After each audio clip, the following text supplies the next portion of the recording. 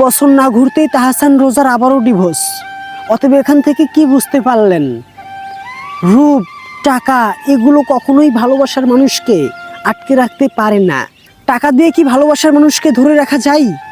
টাকা দিয়ে কি সুখ কিনা যায়? টাকা দিয়ে কি শান্তি পাওয়া যায়? যায় না। তার প্রমাণ রোজা এবং তাহসান।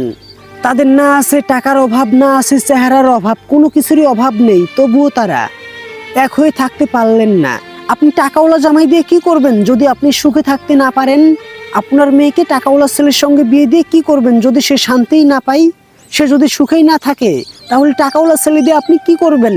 আর ঠিক তখনই তো ডিভোর্স হয়ে যায়। ডিভোর্স, টাকা আর যাই হোক কখনোই সুখ শান্তি কিনে নিয়ে আনতে পারেন না। রোজা তাহসানের বিচ্ছেদে আবার সোশ্যাল মিডিয়া তোলপাড় হয়ে গেছে। যে তাহসানের জন্য হাজারো মেয়ে পাগল, হাজারো মেয়ে তাকে পছন্দ করে, সেই তাহসানের সংসার টিকে না। সেই তাহসান সংসার জীবনে এসে কোনো মেয়েকে নিয়ে দীর্ঘদিন সংসার করতে পারে না। ভালোবাসা মন থেকে জন্মায়, মন থেকে, টাকা দিয়ে না। আপনার মেয়েকে সেখানেই বিয়ে দিবেন যেখানে আপনার মেয়ে সুখে থাকবে, শান্তিতে থাকবে।